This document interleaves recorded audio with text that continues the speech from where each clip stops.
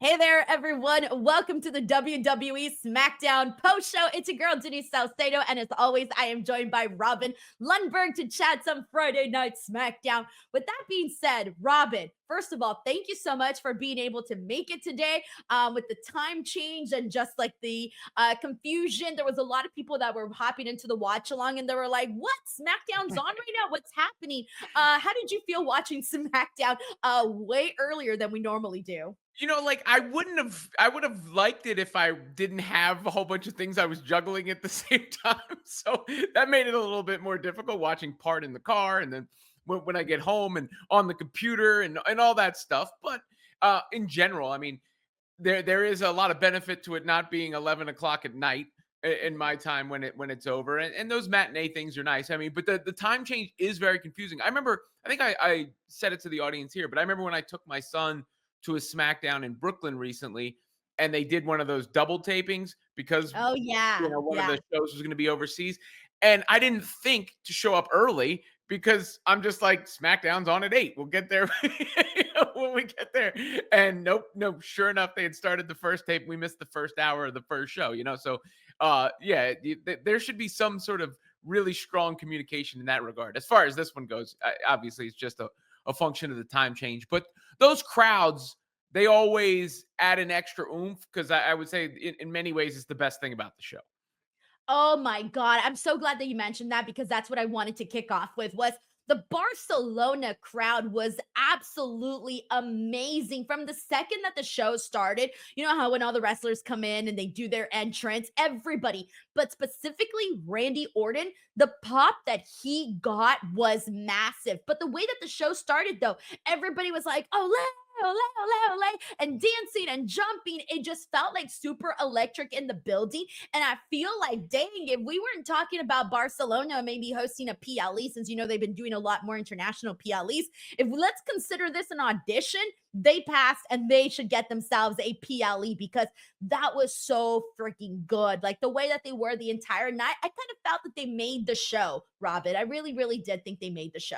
Yeah, no, 100%. I mean, without that crowd, very pedestrian, I would say. But the crowd brings some energy, and they appreciate the performances and getting to see something they're not seeing all the time. And some of this is awesome chants are coming in. It was a lot of like fight feuds, like a lot of all right, WrestleMania's coming soon, so these two don't like each other. Fight a lot of that on the show, but the crowd really definitely sent it home from Braun Strowman at the beginning to what took place at the end.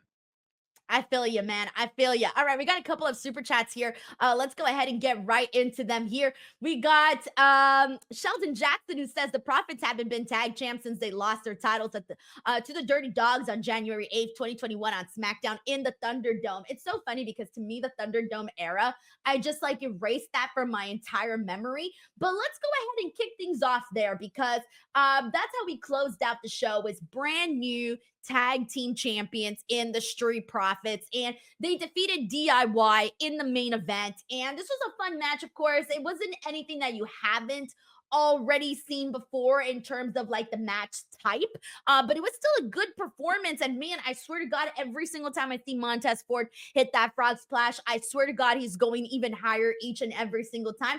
But the Street Profits, Robin, have been in this interesting position where like they tried to do something new with them a while ago with Bobby Lashley, and it didn't really go anywhere. And since then, they can't seem to break out of being the same exact Street Profits that we have known and loved for quite some time. But for the most part, though, they are really the same team that we've seen forever. So, do you feel excited about seeing the Street Profits win the tag team titles? How are you feeling on that end? Yeah, look, if I think the overall tag team angle has been lukewarm just because nobody's really stuck out. Nobody's really like planted their flag and felt like, okay, this is the next thing.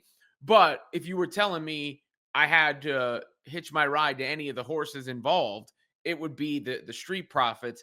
And that's a good note from Sheldon because I didn't realize it had been that long, but I guess it makes sense when you think about it in those terms. And I think, Dawkins has improved over the years, and Ford was one of those guys who you once thought was on the precipice of jumping to that next level. So good opportunity for them. And really, this is probably going to be their make or break moment as far as to whether they do break through that glass ceiling and become more than, a nice tag team in the rotation and legitimate stars in the company. Yeah, man. I thought they were going to separate them to become single stars like forever ago. And every time I thought it was coming and I was so sure of it, and then nothing ended up going from that. And I think for me, like I was kind of talking about this in the watch along, but I wasn't even expecting this to be the main event, to be honest, because I actually thought that the main event was going to be Carmelo Hayes and Randy Orton, only because I considered that, like a pretty, big matchup there. But I think for me, what it has been is that I don't really care for the stories that they're telling in the SmackDown tag team division. And a couple of weeks ago, Robin, we had freaking Adam Pierce. No, I'm sorry, Nick Aldis. We had Nick Aldis basically like run through the entire, story with all the tag teams and how everyone is sort of connected with each other. And it did the whiteboard thing. And it was a really fun segment. I got to give them to that. Yeah. But had they not done that, it wouldn't have even been like, I didn't even realize, like, okay, yeah, we've been seeing these little bits here and there, but it just feels like it's filler on the show. It doesn't feel like a big part of the show. And so for me, what I want to see from the tag team division is I just want the tag team division to feel more exciting. That is what it's lacking right now. And I know right now people are excited because we're seeing new tag team champions. I feel like there's always excitement in the air whenever belts change hands, but I also fear that we're going to go back to the exact same thing. Like there really doesn't feel like there's anything too massive of a difference. Yeah, I mean, it feels like the third hour, right? Like it's kind of, Yes. oh, we've got another Yes. hour. Here's some tag team matches for you. I mean, it's kind of what it feels like. Yeah, and everybody has just kind of, eh, again, no one has made their mark. No one has been like, oh, what did they just say? Oh, and the Street Profits are the best chance at that. So I think that's the right move to put the belts on them. We'll see what they can do with it, but they need something beyond just, oh, we're gonna run it back with DIY. We're gonna run it back, with the machine guns, whoever else is there. There needs to be some sort of spice, some sort of sauce or sizzle involved. Exactly. Throw some habanero in there. That stuck in my head after Piper's segment with Zelina. But anyways, before we get to all of that, though, I do want to talk about something that does have me excited on this show because I believe we had a Ray Phoenix teaser on the show. And obviously, we're all, we know that Ray Phoenix is done with AEW. We know that things kind of got a little ugly with the breakup of Ray Phoenix and Penta and AEW and all of that. Clearly, Penta's been in the company and he's been killing it, but we've been waiting and seeing when Ray Phoenix is going to come. And from the looks of it, today was the first time they teased it. And is that what you also gathered in the teaser, that it was also Ray Phoenix? Because I'm like, that feels like that was, a Ray Phoenix teaser for sure. Yeah, it felt that way, and then everyone said it, so I'm You're gonna like, okay, good. Reconfirmed my feelings. yeah, it got that confirmation bias going. Yeah, I mean, you mentioned Penta. I mean, think about how good a job they've done in a short period of time there, where he feels like he matters, got a little bit of aura, a little bit of presence, got a big, Raw Netflix debut and all that. So it feels like they're taking it seriously, and they're viewing it as an opportunity, not just like, something to bolster the roster. Yes. So now I did get a couple of comments from people, Robin, and I'm curious to see your perspective on this because there are people that want to keep Penta and Ray Phoenix sort of apart. Like they don't want to see them together. And I've been seeing quite a few people say that. And I think my assumption was that when Phoenix came in, that he would be automatically paired with Penta and that they would reignite the Lucha Brothers on WWE TV. That's what I thought was going to go down. Do you think that this is going to be an act that is kept separately, or do you want to see them sort of go to being the Lucha Brothers and doing the thing that, we last saw them do? Yeah, the latter, for two reasons. One, there are people who are familiar with it, right? So they're going to be like, "Oh, there it is," and perhaps that's why they're hesitant for it not to be the case. I'm sure it's the people most familiar. But then you also have to remember, there's a big audience who doesn't know who they are, who is being introduced to them for the first time, and obviously look and background and all those things make it make sense if it were to happen. So I think you both satiate the people who are going, "Oh, these guys came from AEW." I get it, right? and it's just a natural pairing for an audience who's being introduced to them for the first time. So I'm not sure why they would go in another direction unless they have something very specifically unique planned for one or the other. I'm wondering if because the teaser was on SmackDown, that means Ray Phoenix is going to SmackDown then. That's the other thing. So then you got Penta on Raw and you got Ray doing the teaser on SmackDown. So I'm wondering if they are only keeping it on SmackDown. I mean, you might be right. Yeah, that's a fair point for sure. And maybe that's the complete opposite of what I just said, which is No, I don't know. I was just thinking about it because I want to see them together. Like, I want yeah, to see them together as the Lucha Brothers. So I'm with you on that. When I saw people saying that they wanted them separately, I'm like, but have you seen them together? yeah. Because to me, I think Ray Phoenix is a far better performer than Penta. And so I see Ray Phoenix as the person who just kind of makes the act even more exciting. So that's why, to me, I'm like, shit, let's reunite the Lucha Brothers. Like, we're talking about how the tag team division is a little bit stale. If you reignite, if you bring in the Lucha Brothers, they're gonna light this freaking division on fire. I mean, they'll probably run out of people to face, but they'll still light the division on fire while the matches are fresh. But I also do understand why people want to see them separately because, like I said, they're both really great performers. And there's a lot of fresh matchups that you can do, and there's a little bit more fun to be had when there's more opponents and people that they can work with, right? Because again, the tag team division is only going to get you so much at the moment. So I'm curious. I'm very, very curious to see what they do here. But I think just based off of this, maybe just airing on SmackDown, we'll see if it airs on Raw. I don't know.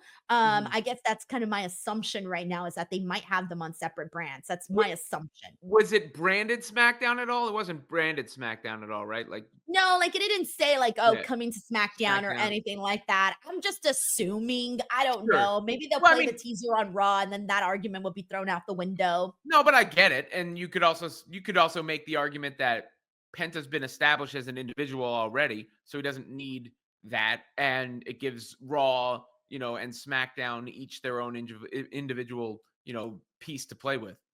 Right, right. And now we did have another teaser. And this one, I'm not entirely too sure what it technically means. We had a little bit of, people throwing some theories out. But it was basically a video of a black background with some smoke and the number 4. All right. And my first thought was 420. What? Why, what are they doing? What does this mean? I don't know what that means. A lot of people in the chat were throwing out Malachi Black, as we know, as another person who is, out there in the ether. Maybe he'll come in. I don't know. So you have him. There's Miro. However, that doesn't really feel like it matches Miro's Mhm. persona. So I don't think so. So I'm like, all right, I've got nothing. I've got 420 and I got Aleister Black. I don't got anything else to give or Wyatt any other Six theories out there. again. I mean, when's the last time the Wyatts were on TV? I mean, they're kind of like sporadically on, and they've been doing that whole mainly the glitching and the The stuff with glitchy Alexa thing. So yeah, Bliss. it's not the But same. what does the 4 have to do with them if they're 6? It doesn't. I'm just trying to no. Stricken from the record. Scratch that from the record. We don't know. That's what I'm saying. Like, I don't know what that technically meant. So I'm just gonna say the best prediction or assumption that we can make is that it had to do with Aleister Black. I Because mean, I don't know what else the 4 would stand for. But I don't know, like, what does the 4 stand for with Aleister Black, that's what though? I was gonna say. Like, I don't know what the four stands for. Period. Everyone's predicting that maybe it means 4 weeks. Oh. Okay, that could be a thing, 4 weeks. Sure. Okay, well, we'll figure that one out. So if anybody has any great theories, please send them in. We had some funny ones on the chat. People were like 420 RVD. I'm like, that's all we were like just making 420 jokes or whatever, right? Okay, let's keep it going. So we do have let's see, what should we get into? Paul Heyman. Paul Heyman appears on the show today. And of course, on Monday Night Raw, we had a banger of an ending. Not only did we have an incredible steel cage match with Seth Rollins and CM Punk, but we had Roman Reigns essentially come out and attack both Seth Rollins and CM Punk, which is leading a lot of people, including myself, to believe that they are doing a triple threat match at WrestleMania. Of course, that has not been made official yet, but that is where everybody's assumptions lie. And so Paul Heyman just goes out there, and Paul Heyman, it was so funny because he basically said that Roman Reigns wasn't going to be on the show this week and he is going to be on the next 2 weeks. And then he tells everybody, you can go buy an airline ticket. It's not like you have Mussolini here to stop you. And I'm like, damn, Paul Heyman just went all in on that. How'd you feel about Paul Heyman's promo? It was pretty brief. Yeah, yeah. Look, Paul's great at that, but it's almost rubbing it in that Roman Reigns isn't there because one of the things about Raw, you're watching the end of Raw, it's hilarious how McAfee and Cole tried to pretend like they didn't know what nothing was going on when the crowd got so loud for Roman coming in to Oh, pull them. yes, because the Like they camera didn't wasn't say on him anything until yet. after he pulled him out of the cage when clearly like something's going on, bro. It's getting real, but it just shows you the impact Roman can have in an instant and how big a deal he feels like. So, I mean, teasing ahead, sure. And then Paul Heyman, is as good as it gets on the stick. Plus, they're doing video game promotion, right? Like I heard you had a foray with WWE Oh my 2K25. gosh, yes. I posted a gameplay video and everyone loved it. I was so surprised because I thought it was awful, but everyone loved the video and it was so fun to actually just play the game. So if you haven't checked out the video, check out my WWE 2K25 gameplay video. It's up here on the channel. That's what's happening over here right now. Oh, I think, yeah? yeah, Nice. he's got 17 hours of gameplay so far. Ooh, oh shit, already? Yeah. Set Damn. his I alarm just for like 6 1 a.m. hour. When it was downloading to the system, he set his alarm for 6 a.m. the next day to wake up and play. So Oh, that's awesome. That's awesome. I love that. All right, let's see where we're at. Another moment that I really loved on today's show. This was actually very, very fun. It was Gunther defeating Axiom. This was very, very cool because obviously they had said, Axiom is a native from Spain. So that was I think they said he's the first native from Spain to be hired from WWE. I think that's what commentary said. And so he goes out there and he gets a massive reaction, Robin. Everybody is just like loving every little thing that is done. I mean, we see a drop kick and everybody was like, wow, like going yeah. super crazy for Axiom. And I love this match because, Gunther and Axiom could not be more polar opposite in the ring. You got Gunther, who's like uber hard hitting, and you got Axiom, who's known for the flashy high aerial maneuvers and whatnot. And so you got this really fun combination. But essentially, Gunther hits him with a power bomb and a clothesline and another final power bomb to eventually defeat him. So this was a fun matchup. I think this was my favorite match of the night. Yeah, well, here's the thing about the crowd there too. I mean, to circle back to the beginning when we were talking about how important the crowd was, that match, as much as it was a great match and great for anybody who's watching, that's one of those things that only the people in the building ever get to experience, right? Like it is really a match made for that specific crowd. So you're going to get pumped. You're going to feel that way because I think you understand that. You internalize that as it's happening. All right, this is for us, right? Like this is for us in this moment to celebrate, the SmackDown is here. And then, yeah, as you mentioned, I mean, look, it's almost impossible for Gunther to have a bad match. He's about as good as it gets. And the contrast in styles works. And, the way that Gunther can continue his march as you want to put it, or however you want to put it, toward WrestleMania and that matchup with Jey Uso. But it was just another, add to his total, but while also hat tipping the crowd. He also had a backstage moment with Jimmy Uso and kind of talked about, beating his brother. And Jimmy Uso just basically said, that's not going to happen. Like, my brother's going to beat you. And that was the end of that. But I like this, though, because Jay had said that a lot of people didn't believe in him, but a lot of people do believe in him. And Jimmy's one of them. So there you go. Any thoughts on that? Or were you just like, cool? Well, I mean, Jimmy came out to challenge for the U.S. title at the beginning, right? I mean, it led into something else, but maybe they are thinking, he did. I think he called it the U.S. tag title by accident, so. I didn't even notice that. Yeah, I'm pretty sure he did. But maybe we are getting that page turn for Big Jim to come into his own as a singles star. He's been needing that. He's been lacking a little bit of, like, we're talking about, like, lacking, some sort of buzz. Like, I feel like Jimmy just hasn't had the same kind of when he walks into the room, it's not the same kind of vibe that you get when Jey Uso walks into the room. We got David Primero here who says, I want Tiffany to snatch Charlotte bald at WrestleMania. What? All right, well, let's go ahead and get into this Charlotte Flair, Tiffany Stratton stuff because there was quite a bit here. So we had a match with Charlotte Flair and B-Fab.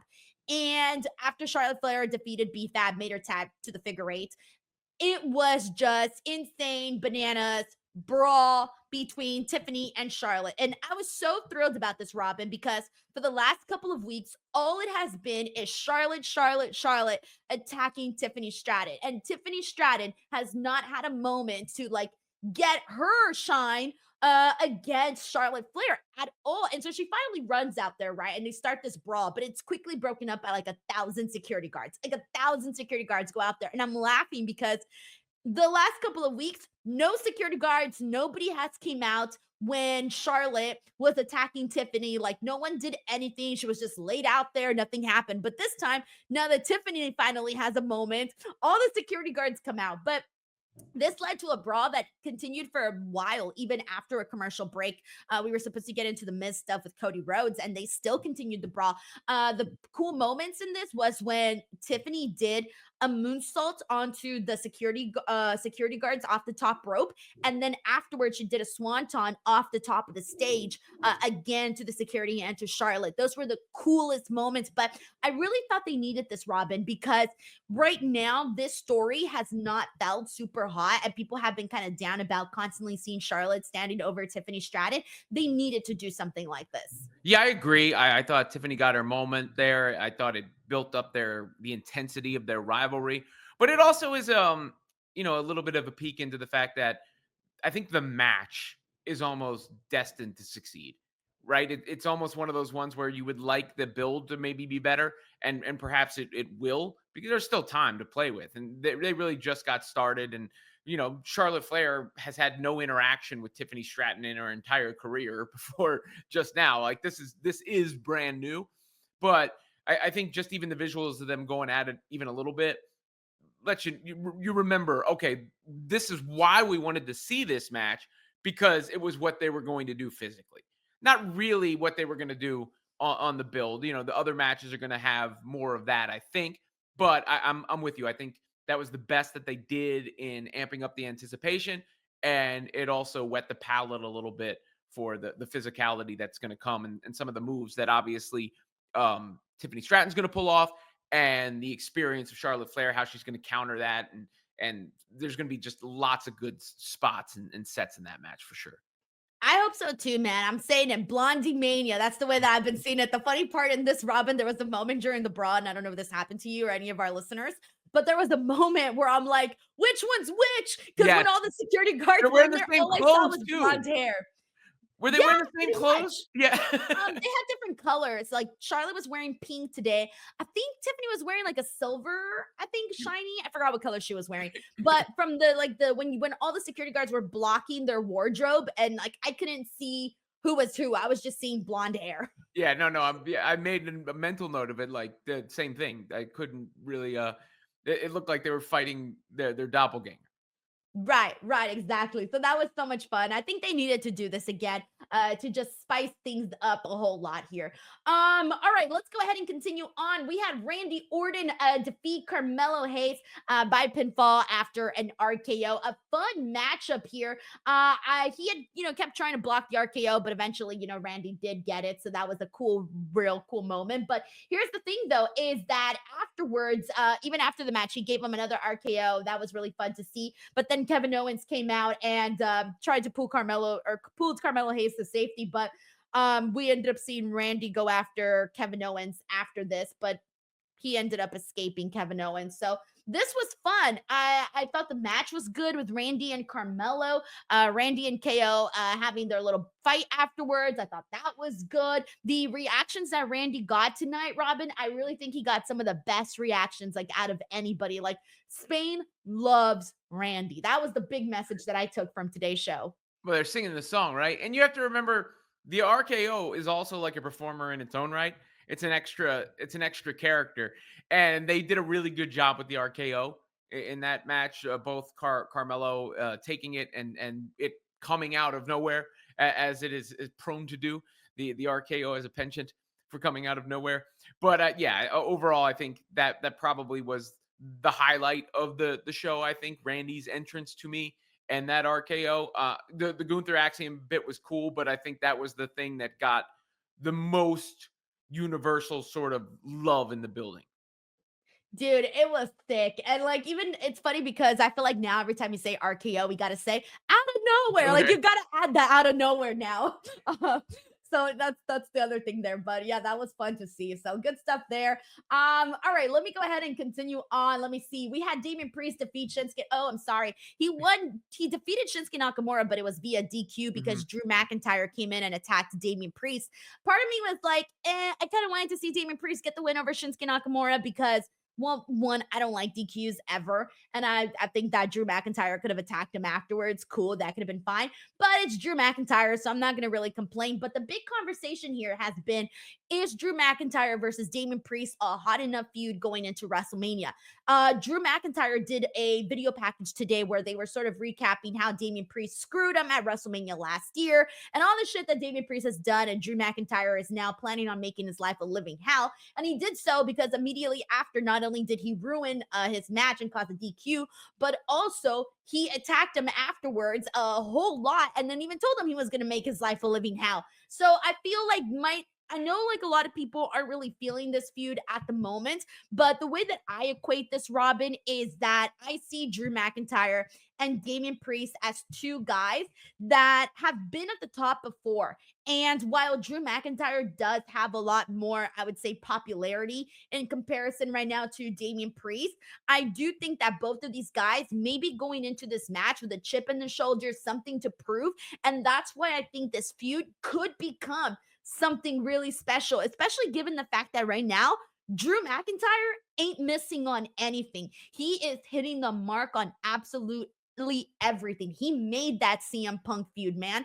And now doing this whole thing with Damian Priest, I think he'll make it into something good and make it something into something better than some people might not have expected. And as for Damian Priest, he's a former world heavyweight champion. You don't think he wants to be back in that, realm of where he was at that moment? Because I personally felt that Damian Priest was more popular during that time, in particular because he was doing the Terror Twin stuff with Rhea Ripley around that time. And I feel like the association, the rub from Rhea Ripley kind of helped Damian Priest get a little bit more popular. Yeah, look, if this was hotter, it would be a main event of WrestleMania, right? Like, I mean, not everything, not that those two together would main event WrestleMania. My point is, not every match can be the top of the card. You got 2 nights of WrestleMania. They have to fill up the card. I don't want to call it filler. Right now, it kind of feels that way, but it has better potential than that for all the reasons you just mentioned. Drew McIntyre's hot. Damian Priest has come a long way. I mean, I'll still give Damian Priest a lot of credit for the Bad Bunny match. I don't want to ever forget that one because that was such a great match, and he's obviously the pro in that scenario. But if you're looking at it in the most healthy way, like you just said, the motivation, the chip on the shoulder, two guys who want to get back up another level, and two guys who want to prove that, they should have been maybe in a more prominent spot, perhaps for WrestleMania also. Best way to do that is having the best possible feud and the best possible match. So I'll give it some time to build, and I think it'll have a nice spot on the card. But again, there's a reason we're talking about Cody and Cena and Roman and Punk and Seth and Bianca and Rhea and Io Sky and Charlotte and Tiffany. I mean, there's a bunch of matches on the card. Jay and Gunther, that they're not all going to headline. And part of making a successful WrestleMania is to get some of those undercard or mid card matches to hit. I think I have a hot take. I'm not sure if it's a hot take, but I'm going to say it. As it stands right now, at this moment, I'm far more interested in Damian Priest and Drew McIntyre than I am Gunther and Jay. Yeah, that's a hot take. I mean, I know. But what can I say? I'm sorry. I just really like Drew McIntyre, and I like him more than, like I really like Drew McIntyre. He's hella interesting to me. No, look, he's had an incredible transformation and run as well. I really like forgetting the J aspect of it. And I like the story beats to the Jay Gunther thing, that he can't beat him, and he's gonna have to really have that Rocky sort of moment. But one of the things that's gonna be interesting is how the card gets structured, right? Because what's gonna I'm of the belief, if you're not closing the show, you want to open the show. So which matches are gonna headline WrestleMania? We know one of them is a lock. I'm feeling that the one involving Roman Reigns is going to be the other one, to be honest. And then therefore, how do you open each night too, which is going to be intriguing. Yeah, and the reason why I say that is because right now I think we've seen what they are doing with Gunther and Jay, and it hasn't been anything new. I think they need to find a way to make the story feel a little bit different and just amplify it a lot more. And I feel like right now with Priest and Drew, there's at least a potential of like, hey, all right, this is different. Where can we go with this? We have seen Drew do a lot of really good storytelling in the last, like, even just the last year alone. So that's why I kind of have some faith in this. I have some faith in this story, and I think it can go somewhere. Yeah, I think that's the most important thing. Where does it go? Whoever emerges victorious, what was the point of it when it's done, rather than just to check a box on the card? Facts, facts.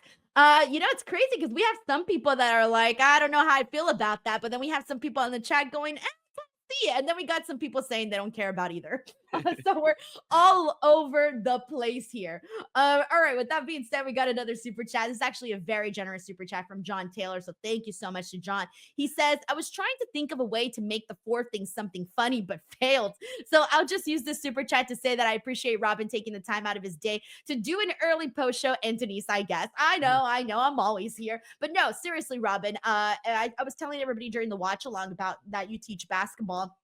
And so obviously you can't just like, drop that at the drop of the hat, you got to obviously honor your commitments. So the fact that you still made it here, I was thrilled. I was like, okay, great. Like I wasn't going to rush you or force you because I know that it's a big change to make during the day, especially when you got other things going on. So thank you so much for making the time to be able to still do the post show and catch up on a 3-hour SmackDown. Yeah, look, I try hard. No one can ever tell me I try hard. no one can ever tell me I don't try hard. I love that. Thank you so much, John. We got Jimmy Jimenez here. Thank you so much, Jimmy, for the super chat. I didn't write a message, but still, thank you so much for sending this in. Much appreciated, Jimmy. All right, with that being said, let's keep it moving. Let me see what else we got here that we got to get into. All right, where did I leave off? Sorry, guys. I'm not using my normal notes that I normally use. So I'm using a different website today because normally what I do is I follow the TV report so that I won't have to actually do notes myself. But that's where we're at. All right. Oh, earlier I had mentioned the Miz TV because it got gotten interrupted by the Charlotte Flair Tiffany Stratton situation, and Cody Rhodes comes out because he's the guest for the Miz, and Cody just basically goes out there and takes out Miz. Like they don't ever get into an interview or anything like that, and Cody Rhodes just basically goes off and reminds us that they're gonna have the segment next week with him and John Cena, or at least that they're gonna be in the same place at the same time next week. John Cena will be on the show. Now that I think about it, I'm like, damn, this show. Not only did they find out they're not getting Roman Reigns, but also next week on Raw, John Cena is gonna be on. Like they were just being told all these people aren't going to be here, but they'll be on the following shows. But anyway, so yeah, so that was basically it. John Cena, Cody Rhodes mentions John Cena and that they're going to be doing the Raw segment. Anything stood out to you in this? No, I mean this is just a slow burn. Because I mean, when did the heel turn happen now? 2 weeks ago? It's crazy. It's been like what, 12, 14 days, Yeah, maybe? yeah. And they 2 have weeks not ago, yeah. followed up on that yet. I mean, obviously it's been the sort of underlying theme of everything that's happened since, and the discussion point, but there hasn't been the direct follow-up yet. So in a way it kind of builds the anticipation, right? Like you could say, oh, I wish it had happened right after on the Raw right after, but there is something to the fact that it's drawn out a little bit, and you're like, all right, come on. What's gonna, what is John Cena gonna say? What's his character gonna look like? How is Cody going to respond? What's the Rock's ultimate, end game and all that? These are all questions we need the answers to, Denise. Because when you think about it, there's only so much that that Cody can say right now. He already said everything he needed to say in his first promo back on SmackDown. What else is he going to say from there? You need that banter. You need that moment for John Cena to go out there and say what he needs to say. If he'll even say anything, who knows? Maybe he might not even say anything. What if he drops the mic just like he did at the press conference and he does the same thing on Raw? I mean, that would kind of suck, but hey, it could happen, right? And so Cody Rhodes basically saying like he can't say anything until John Cena goes out there. So we're not getting moved any forward until John gets out there. So that's the big thing to look forward to for that. But yeah, this was fine. The other thing that we need to get into is finally someone we did hear from, and that is Jade Cargill. She had a sit-down interview with Kathy Kelly, and basically she kind of recounted how she got hit in the head, she got thrown in a car, and when she was laying there, she did catch Naomi and realized that it was Naomi who was doing that. And she said she was so basically irritated when she was at home watching Naomi reap all of these rewards and these benefits of taking her out by partnering up with Bianca Belair. And that's why she said she felt she had to do something because she did not like that. And this sit down interview was interrupted by Raquel and Liv Morgan, who had been sort of taking before Elimination Chamber, they were taking all of the blame for the attack. And people thought that it was them. And so they're still mad about that. And it kind of feels like, to me, it kind of feels like they shouldn't even be that big of a part of the story anymore. I get why they're still mad, so I like that, but I think we're going to have to speed this up. Like after the Liv Morgan Jade Cargill match next week, I kind of want to see them sort of move out of this story because they're no longer should be involved and move out into something else. You know, I I like it. I mean, I think Liv has really capitalized on her run. Obviously Naomi, this gives her a whole new arc to play with. Jade, it gives her something to sink her teeth into, her first feud, probably her first WrestleMania match, if I'm guessing, right? And most importantly, I'm most interested in the Bianca Belair aspect of it because it still feels, I'm not saying she's turning or anything, but it feels like there's got to be an impact on her character. You know, even in Jade's interview there, where she said, and then I saw Bianca teaming up with Naomi like nothing happened. Wait a second. Well, if she's to tell the truth, she knew nothing had happened, right? Like, or she didn't know anything happened. So how, what does it matter? And yes, I get it, it's Jade's inner monologue, but point being, and Naomi obviously caught Bianca by surprise when she told her about it the other day. I'm most intrigued by this storyline to see where Bianca winds up at the end of it, because she's kind of run the same character her entire time in WWE, and it's worked. I mean, she's the closest to a John Cena of this modern era, and a female version of that kind of beloved figure. But this is her chance to have a few layers, I think, at it. I think a lot of people feel the same way that you do, Robin. Everybody that I've seen on social media talking about this feud, they all want to see Bianca turn heel. Everybody. And so I'm not surprised if they do decide to go down that direction at some point in this story, because given that how many people want to see it, I think they might actually pivot and make that call. So I can see them going and like maybe altering some of their plans and making that happen. But we got CJ here who says, what's Lift's past to Mania? Tag team titles match? I mean, given that they're tag team champions, I'm going to assume so, because I doubt that she wouldn't be doing something at WrestleMania. It kind of sucks though, because it doesn't feel too big as a big thing for Liv Morgan, given the year that she's had. She's also somebody where I'm like, she should probably be doing something a lot bigger at WrestleMania. But you know what's big? Being on the WrestleMania card. That's true. That is true. You probably don't get, you don't get that many of them. Most folks don't get that many of them to be on the WrestleMania card at all. And it goes back to the point I was just saying. Okay, you can want bigger things for everybody, but that means there are smaller things for some people. And you gotta go to the ones that are hottest at this very moment. I think Liv has probably had one of the biggest rises in the industry in the I thought last she couple had years. the biggest rise in 2024. Like where Yeah. she was at to where she ended up was a huge growth for her. She became a star. And I know she was already popular before, but no, like this last year, she really became a star. Yeah, and I thought she had a great performance in the Elimination Chamber match. So, As long as it's booked, it makes sense, and I think threading them in what could be the most interesting story now still works in my opinion. And it's just hard. Okay, if Liv's in, what are you knocking down a peg? Because even as is, the women's championship match that looks like it's about to be set is probably not main eventing one of the nights, and it has a case to do so. Uh, Tiffany and Charlotte is probably not main eventing one of the nights, and it has a case to do so. So it's just, there ain't that many spots. So I would say, just like my point with Drew McIntyre and Damian Priest is, you're on the WrestleMania card, make the most of being on the WrestleMania card, and make your match stick out when it could just seem like, one to kind of fill some time. I get it. I get it. We got Jimmy Jimenez here who says tomorrow at House of is it House of Glory? Monet goes for a fifth bout. Bane, she get it. So I know that Mercedes, I'm sorry, I'm not sure exactly what Mercedes is doing at the show. I haven't seen that, but she is doing the belt collector gimmick. So any chance that anytime she's going up for a bout, she's getting it, guys. Like she's getting it. No matter what bout she's going up for, what promotion, she's definitely getting it. And then as for Megan Bain, I don't so it's going to be, are they doing Mercedes? Sorry, I'm not entirely too sure. Let me double check that because I don't want to give the uh I don't want to give the wrong thing. So let me just see what the situation is here. All right, let me see. Okay, so yeah, she is going to be on there, but I don't know what her is she wrestling?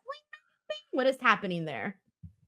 On that match. I just saw that she's actually going to be on the show. Apparently, she has haven't been there in 13 years.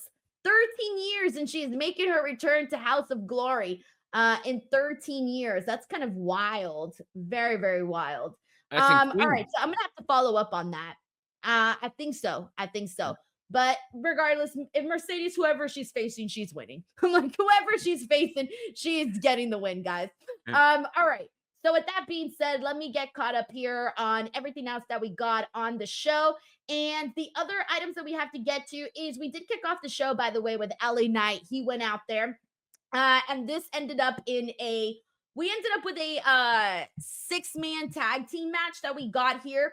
And this was actually a pretty fun one too, by the way. So we ended up seeing, of course, Solo Sikoa, Tama Tonga, and Jacob Fatu take on LA Knight and Braun Strowman and Jimmy Uso. So that was the 6-man that we got there. And this was this to me kind of felt like a fun little house show match. Kind of, it felt a little random, but because of the pace that they kept working at this entire match, I felt like they set a really good tone. One of the things that I noticed was that obviously this being the first thing that we saw in the show, they were really feeding off the crowd's energy, man. And the way that the show started with like the crowd losing their shit, I just felt like we saw it the whole way through.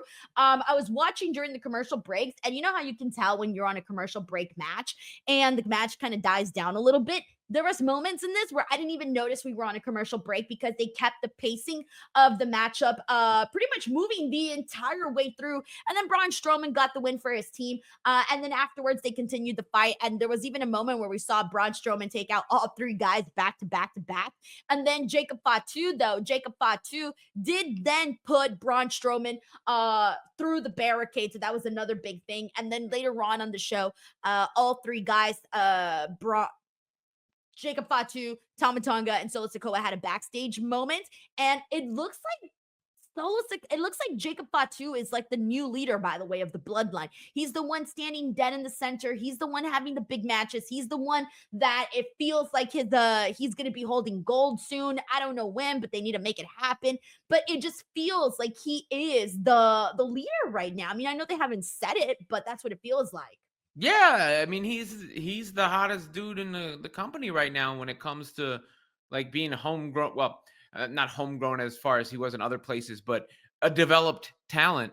Right, like so many of the other guys that are on the big names have been around the block or have made a name for themselves for a minute now. Of the people who are relatively new, he feels like he's becoming a big deal faster than everybody else.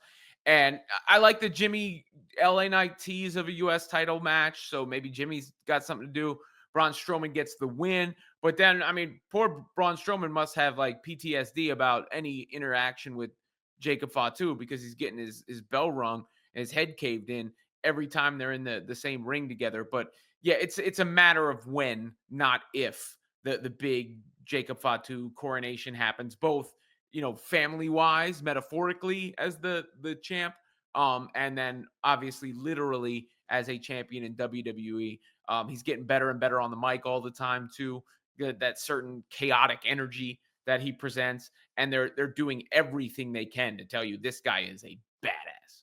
Yeah, and it's working. It's definitely working. Next week's show is actually looking like a good one too for SmackDown. Roman Reigns will be appearing. Jade Cargill versus Liv Morgan. Zelina Vega versus Piper Niven, and then Jacob Fatu versus Braun Strowman. Oh, and the Zelina Vega Piper Niven match was made during a backstage segment when Zelina Vega confronted Chelsea, and Piper told her to calm down her and referred to her as habanero. I thought that was really funny. So yeah, next week's card's looking pretty damn good. I think it might be a better SmackDown next week than it was this week, because this week was fine, but it wasn't anything too wild.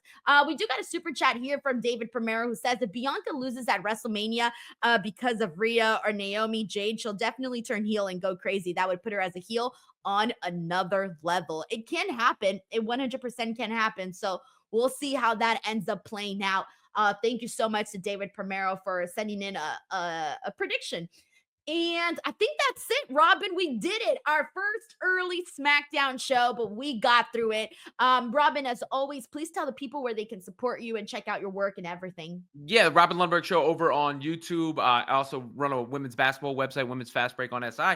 And you and I will be on Busted Open tomorrow morning together. Tomorrow morning, bright and early. So if you guys want to check out the show, please do so. As for me, I've been posting daily videos here on the channel. Make sure you guys go back, check out some of those out. I talked about the WWE 2K25 gameplay. That's the video I posted yesterday. Check that one out. Stephanie Vaquera interview did really, really well. I think it's at 20K views now, so check that one out too. Lots of Queen of the Ring videos that also went up. So check all of that stuff out. Subscribe to the channel, and I will be back once again on Monday for an early stream of Monday Night Raw. So again, Raws and SmackDowns for the next couple of weeks for the rest of this month will be at early start time. So just so that everyone knows. Alrighty, everyone, that's a wrap for us today. Thank you guys so much and have a great day. Bye, everyone. Yeet.